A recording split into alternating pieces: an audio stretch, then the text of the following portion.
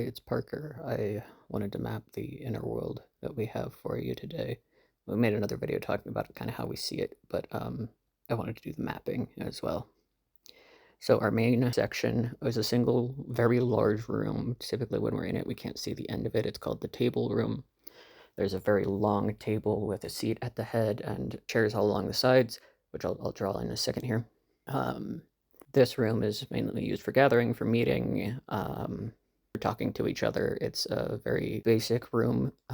There are two doors in it. They're both behind the head of the table seat. It's the fronting seat, is what we call it. So there you can see the table, and one door goes off in one direction. And what am I drawing next? Come on, you can do it.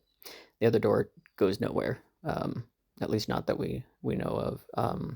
Sometimes Clyde imagines a hallway with bedrooms for us in there, but it's not always there. So we don't really count it as part of the inner world. The other door goes to, well, this isn't accurate.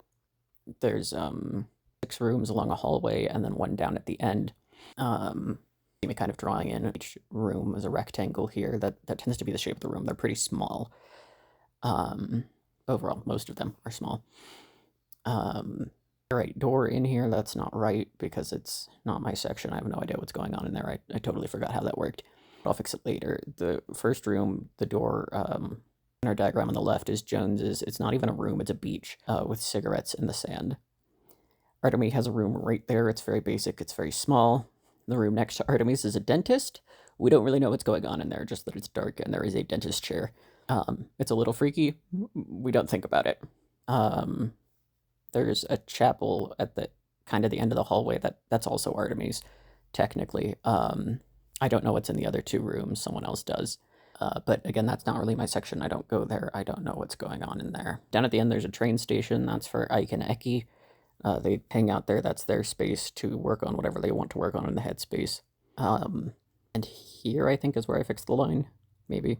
First, I have to mess up erasing things, of course.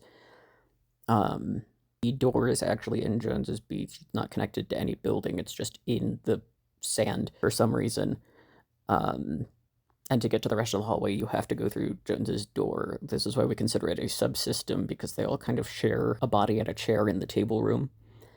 And the main room is its own kind of section there. We tend to consider it untruths. He's the host, and he's here the most often, so it's kind of his area, his domain. It's a very general area. Again, majority of the time, the only thing in there is that table room and those doors. No one really goes anywhere else. We consider that subsystem to be Jones's because the door is in his room. He's the one that fronts the most out of it. That would be the pattern of putting there in place, the way that works. Next, we're talking about my room. So my room is either a white room or it is a field at sundown, and I don't know what causes it to be one or the other. There's a square table with my chair on one side, or the fronting chair on one side, and the other chair on the other side, and it's just those 2 chairs. There's no doors, and I really don't know how the other altars get to me in here. My chair has restraints on it, so I can't get up sometimes. I get front stuck very easy because of this. So my space is a little different, and I don't know why it's separate from everybody else, but that's kind of how that works in our headspace. I'm sure I could imagine a way to the table room or whatever if I felt like it, but we don't use the headspace a whole lot. The last area is a disc. It is literally a disc floating above everything else.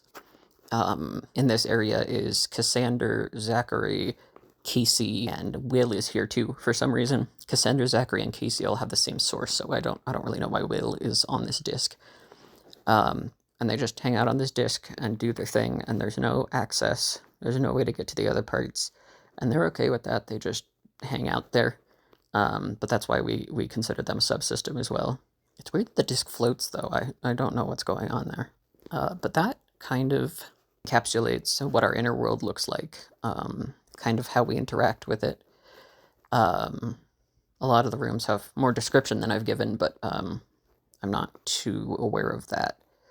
Another possible place that the door that doesn't go anywhere goes is access for the inner functions, is kind of what I've come to call them, gatekeepers, whatever Calliope is doing, that kind of thing.